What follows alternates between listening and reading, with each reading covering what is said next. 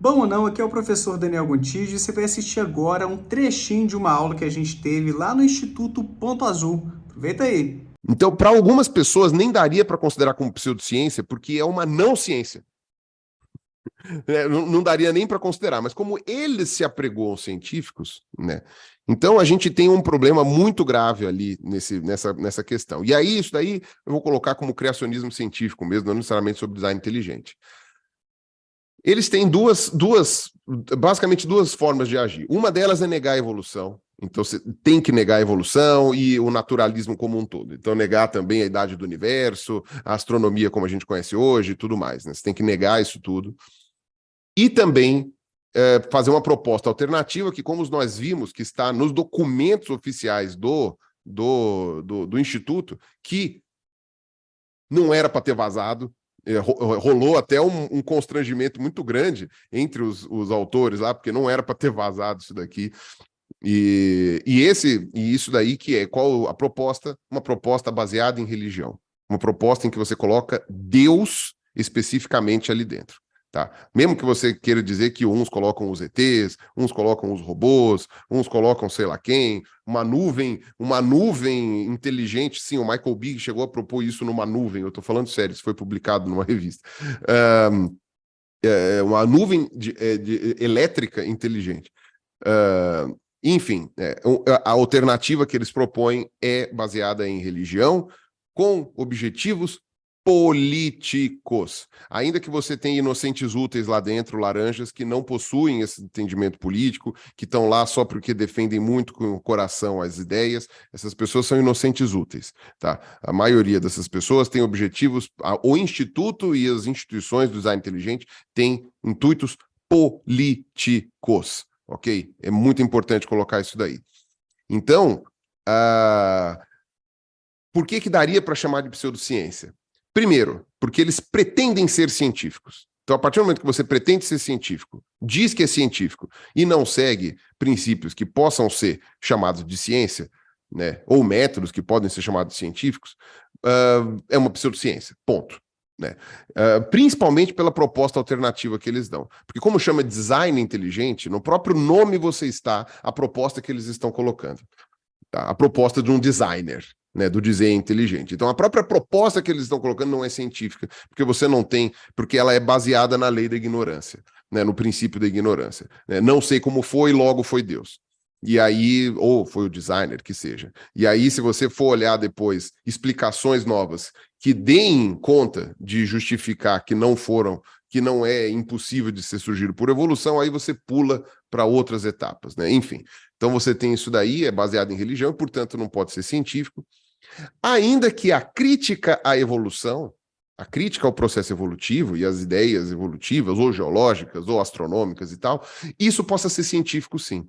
E é nisso que eles se pegam, porque os poucos artigos que foram colocados hoje ainda, que foram publicados, eles estão nesse ponto aqui. Né, numa negação a alguma ideia pontual que tem a ver com evolução, com astronomia, com geologia, etc. e tal, que eventualmente pode até ser uma crítica válida. Então, esse ponto deles, eles até conseguem colocar ali a estratégia da cunha, né? Eles conseguem encaixar a cabecinha ali para uma questão científica, que é a crítica à evolução. Mas a alternativa que eles apresentam, que é o design inteligente, e a forma de avaliação deles sobre o que pode ou não ter sido design inteligente, isso não é científico por definição, né? Porque a ciência precisa trabalhar, sim, com materialismo. Não tem como você dizer que não. É obrigatório trabalhar com isso, porque, caso contrário, você para com a ciência, você desiste de pesquisar por uma série de questões, tá? Então, agora, mesmo que eles não se apregoassem científicos, que eles dissessem que não, é só criacionismo por criacionismo, que a gente já viu que não era a ideia desde o Henry Morris, lá na década de 50, a ideia dele era colocar o criacionismo como científico, e isso daqui é um criacionismo científico repaginado, né, o design inteligente é um criacionismo repaginado, mesmo que eles não se apregoassem como científicos, porque aí você tem uma questão que muita gente discute, e essa é a última frase que eu vou falar aqui. O que as pessoas discutem muito é que para você chamar de pseudociência, você precisa apregoar ser científico, né? E tem um texto do Carlos Orsi, no Instituto Questão de Ciência, em que ele questiona essa definição, dizendo que alguma coisa pode ser pseudocientífica única e exclusivamente por ela interferir no mundo material e, portanto, poder ser passível de teste, passível de observação e poder ser constatada falsa.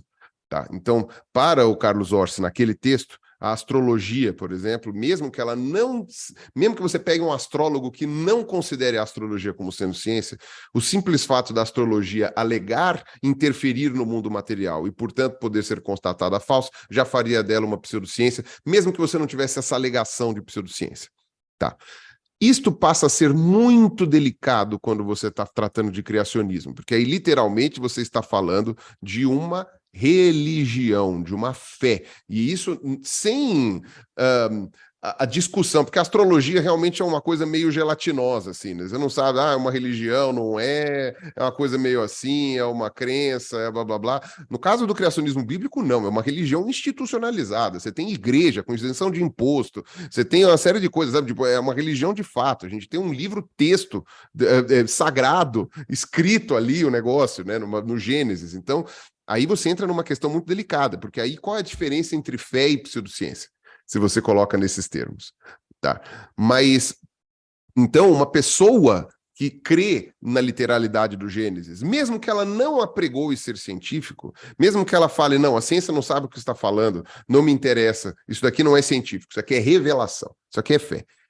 A partir do momento que ela acredita que aquilo foi real, e a gente consegue constatar por todos os aspectos da ciência que é impossível aquilo ter sido real, isto já seria uma pseudociência, independente daquela pessoa que acredita dizer que é ou que não é, que ela acha científico ou que não é. Eu estou, não pode dizer assim, com um flerte muito interessado nesse ponto de vista do Carlos Orsi? Sim, estou. Eu estou, assim, eu sempre fui contrário a esse posicionamento, mas depois de ler o texto do Orsi, eu estou começando a pensar igual ele. Mas eu sei que isso é delicado justamente por causa disso, porque aí, dependendo da situação, você passa a colocar religiões inteiras como pseudociência.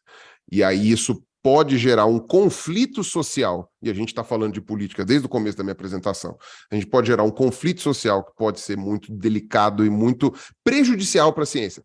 Porque vários estudos, e o Daniel vai poder falar isso com muito mais propriedade, já demonstraram que se você coloca a pessoa leiga, pública, na parede, né, a pessoa do público em geral na parede, e você manda ela escolher entre uma ideia científica e uma ideia religiosa, a ideia científica perde. Ponto.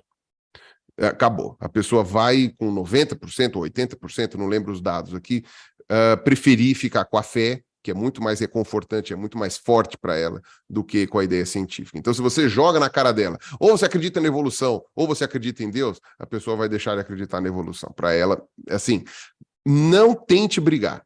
Não tente brigar, sabe? Não,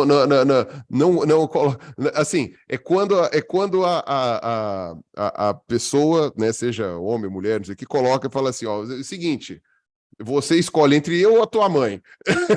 Sabe?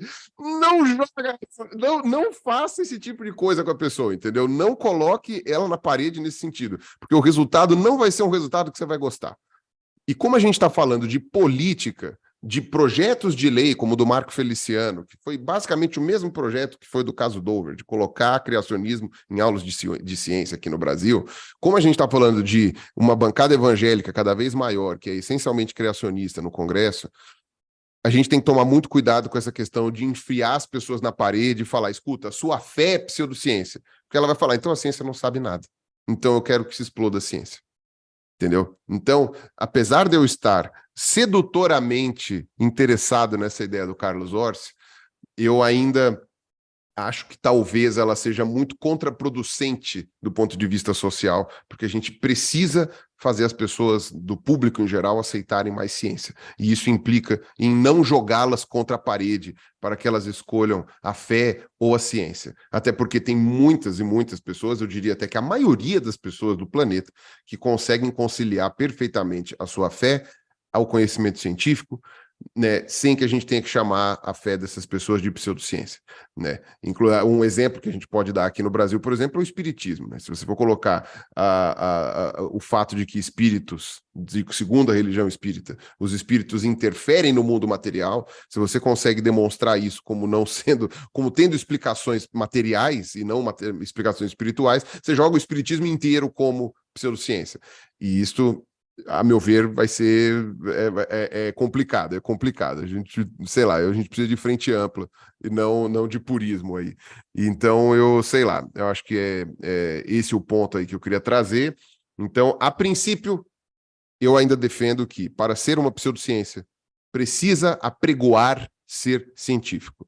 A partir do momento que a pessoa fala, não, isso daqui é ciência e não é, então é pseudociência. Se a pessoa não está dizendo que é ciência e está falando, eu não estou nem aí para a ciência, então aí é mera religião, é mera fé ou ideologia que seja. Para assistir essa aula aí completa e ainda participar de vários cursos e clubes do livro com a gente, seja membro do Instituto Ponto Azul, clicando no link aí embaixo ou que está aparecendo aí em cima. A gente se vê!